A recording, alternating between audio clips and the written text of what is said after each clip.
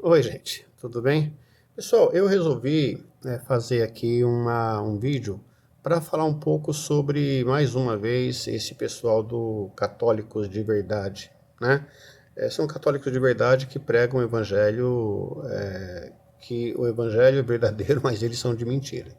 Porque, veja, não é possível que uma pessoa que se auto-intitule católico de verdade possa ditar a regra do que é e como deve ser um católico a partir da sua perspectiva, a partir da sua lógica, do seu catolicismo profundamente politizado e conservador. E aí essa é uma grande questão.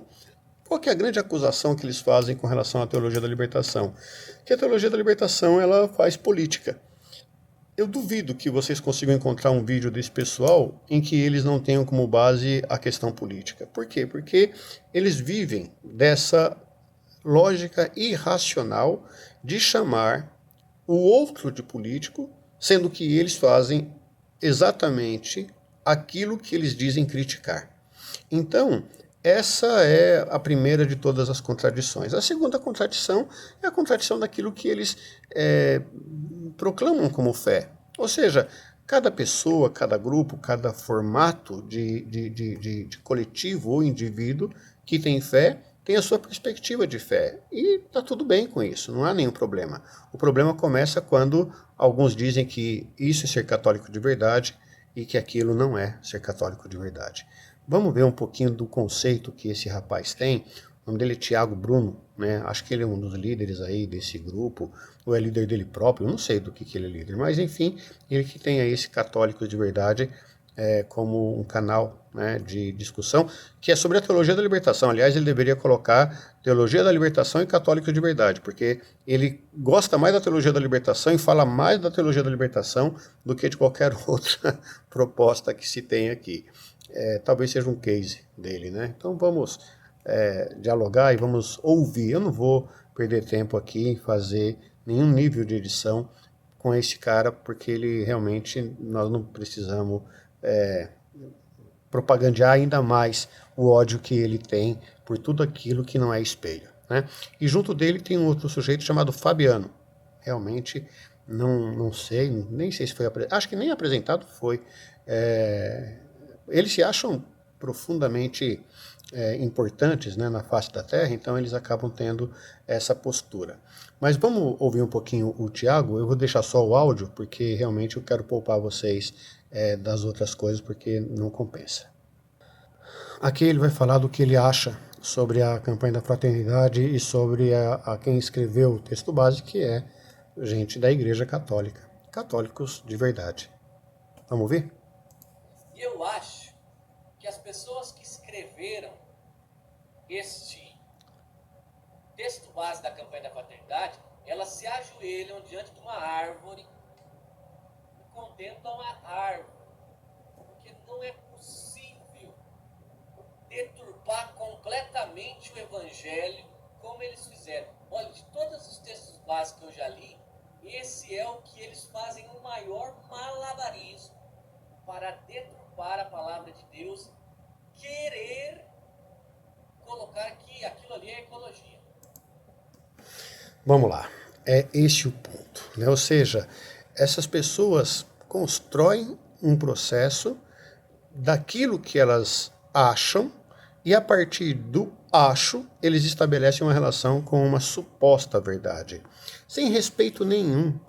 Teólogos, pessoas vinculadas à igreja, gente que tem assim um caminho tão bonito, gente que tem um compromisso com o evangelho tão profundo, são tratados por essa gente, por esse tipo de pessoas, como se não existissem.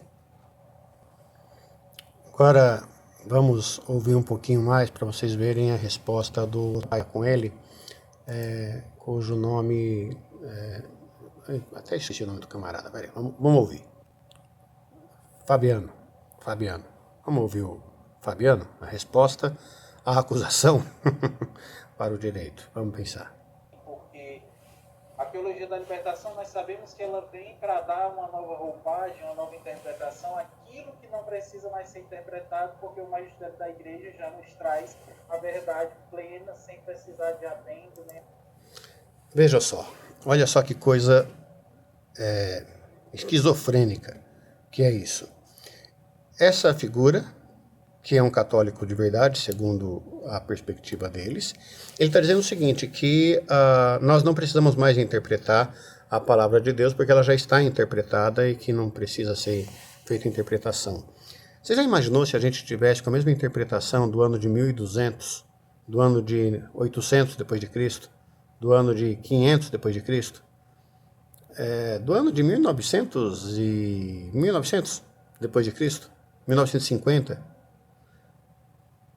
Essas pessoas não compreendem, quer dizer, eles compreendem porque eles conhecem, mas eles manipulam, né, essa perspectiva com um discurso medíocre como esse aqui, retirando completamente a perspectiva teológica, que é a base que sedimenta o magistério da igreja.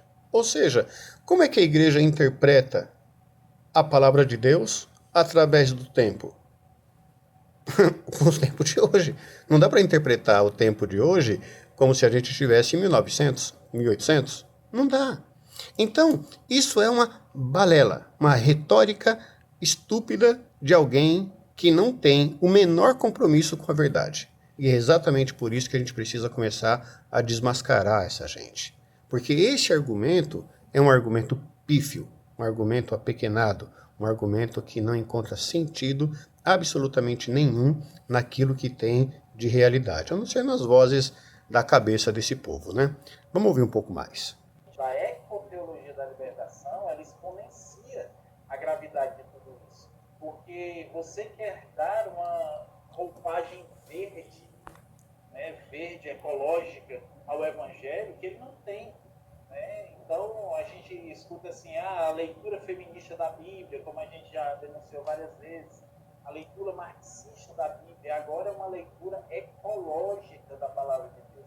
Isso é absurdo, porque... Vamos lá. Pessoal, esse tipo de colocação, ela é uma colocação que ela apenas e tão somente se utiliza de uma perspectiva política desse pessoal para combater o que eles chamam de política do outro lado. Quando se fala da leitura marxista, da leitura feminista e agora da leitura evangélica, ou ecopolítica, ou ecossocialista, ou eco que eles quiserem dar aí, nós estamos apenas fazendo o que exatamente a igreja faz no decorrer da campanha, da vida, da história, né? Ou a interpretação que nós temos hoje é uma interpretação equivocada quando, por exemplo, o Papa Leão XIII escreve a Rerum Novarum. Veja, não existia até então nenhuma leitura da igreja com relação à classe trabalhadora. E o que faz a Rerum Novarum? Ela estabelece uma relação a partir de uma leitura específica de um tempo e de um lugar.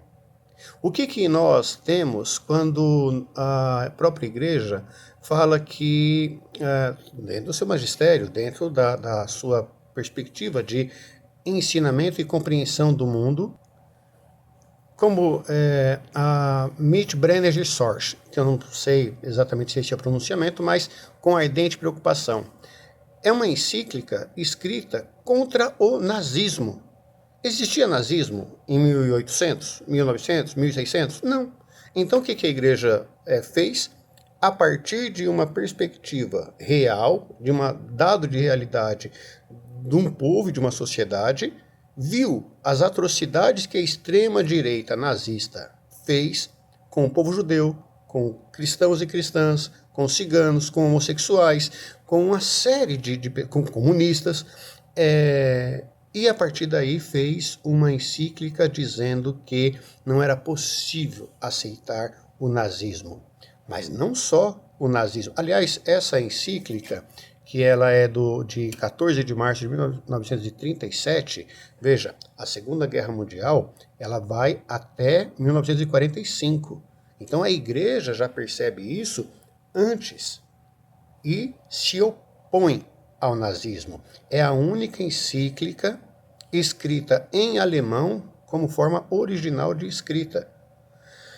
Para vocês terem noção do problema e do tamanho da preocupação que a igreja tinha. Então, a eco-evangelho que eles estão dizendo aí seria antes o antinazismo, era o quê? Comunismo na igreja, 1937, mas não só. Vamos ver uma outra, que é também feito mais, quer dizer, um período antes, né? Em 1931, e é muito importante esse dado, porque em 1931 a Igreja Católica na Itália conseguiu um período antes, acho que 1925, algo por aí, posso até pegar com mais detalhe essa data, com que o Estado italiano cedesse um pedaço de terra para que a Igreja Católica pudesse também ser um Estado. O menor Estado do planeta é o Vaticano. Então, o Vaticano é um Estado. Pois bem, quem foi que cedeu esse Estado para a Igreja Católica? Mussolini. Mussolini, o ditador Mussolini. Em 1931, a Igreja, a despeito desse gesto de Mussolini, rachou, disse: não aceitamos o fascismo como um método de ação política. E aí o Papa Pio XI escreve uma carta encíclica, Non abbiamo bisogno, eu não sei se é exatamente essa a pronúncia, que é em italiano, mas a tradução é nós não precisamos. Isso é contra o fascismo. 6 anos depois, escreve uma nova encíclica contra o nazismo, como eu disse há pouco. Ou seja, a igreja ela vai construindo a sua perspectiva de ensinamento e de magistério no decorrer do tempo. Então, quando a gente fala do feminismo, é porque existe uma compreensão de que as mulheres precisam de mais espaço na igreja, de que nós precisamos discutir, sim, diversas questões dentro da igreja, entre elas o sacerdócio feminino. Sim, é uma lógica que uma parcela dos católicos acredita que deva ser discutido. A ordenação, né, de mulheres como sacerdotisas. Por que não? Né? Jesus era acompanhado de mulheres. A Bíblia, em aquele tempo histórico, talvez não pudesse ou não conseguisse culturalmente falar sobre o papel das mulheres, mas ela certamente tinha um papel de centro da evangelização de Jesus. Então, achei que estava entrando alguém. Diante disso, claro que precisa ser discutido a lógica feminista dentro da igreja, assim como a lógica ecológica dentro da igreja. Tudo isso para chegar nessa fala desse cara. Como não vai discutir a questão ecológica? O planeta está sendo exterminado pela irracionalidade de gente como essas pessoas aí, que não querem ver o óbvio. E eles não querem ver o óbvio por quê?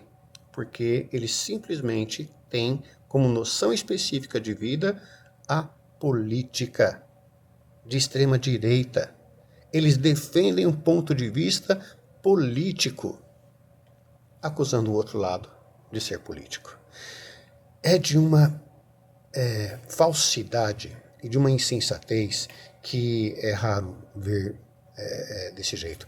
Olha, eu só estou começando, eu vou encerrar agora esse vídeo e eu vou fazer uma segunda parte, terceira parte, quarta parte, quinta parte, que esse tema da campanha da fraternidade nós precisamos discuti-lo seriamente.